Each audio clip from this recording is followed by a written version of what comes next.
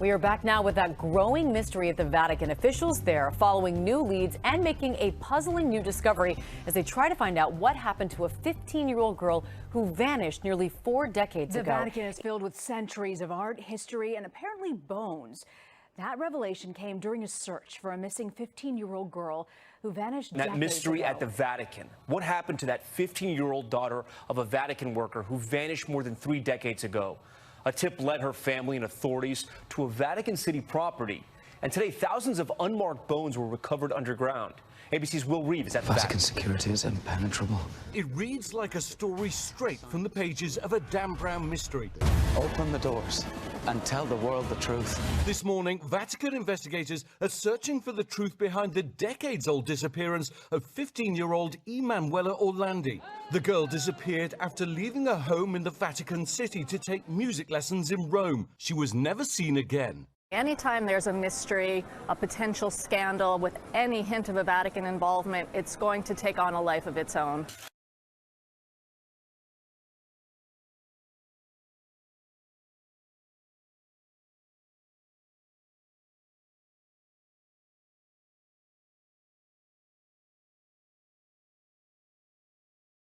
A forensics expert saying thousands of bones found, perhaps belonging to dozens of people, all underneath a Vatican college. Those experts now working to determine if the bones could also include those of Emanuela Orlandi, who disappeared in 1983 at just 15. Orlandi's family believes the Vatican has not revealed everything it knows. Just days ago, acting on a tip, investigators opened the tomb of 2 German princesses, but found nothing. It was completely empty.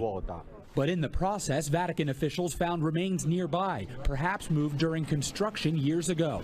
The big question tonight, whose bones through a trap door and into so-called ossuaries, a sort of sacred storage deposit for bones. Thousands of bones and bone fragments, many more than expected, and some believed to be quite ancient, were discovered and collected. Earlier this year, Emanuela's family received an anonymous tip telling them to search where an angel is looking on.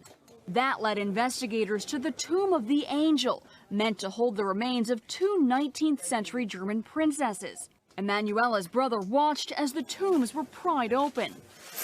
But in a shocking twist, they were empty. No sign of his sister or the German princesses. 2 days later, the Vatican said it had discovered 2 more sets of bones near the tomb.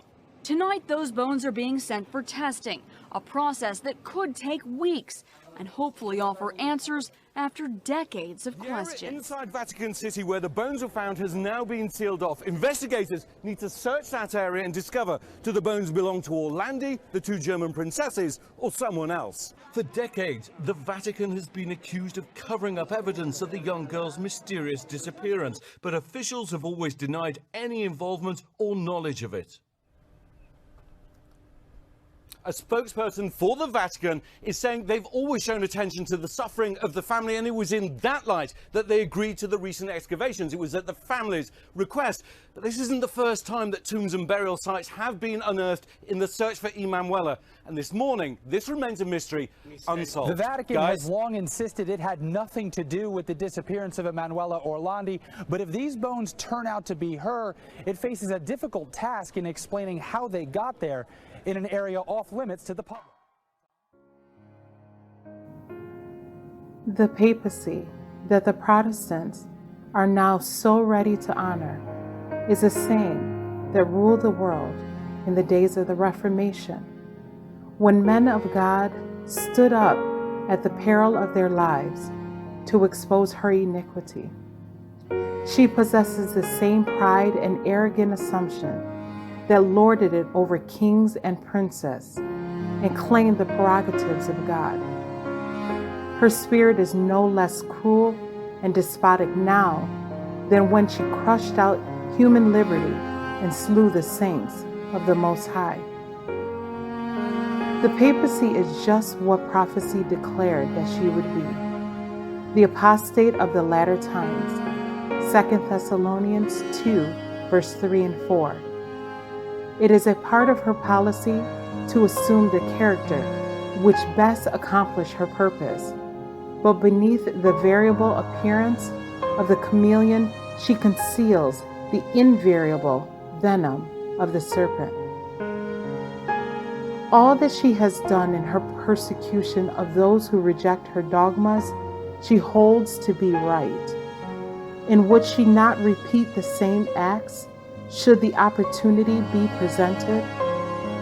Let the restraints now imposed by secular governments be removed and Rome be reinstated in her former power, and there would speedily be a revival of her tyranny and persecution.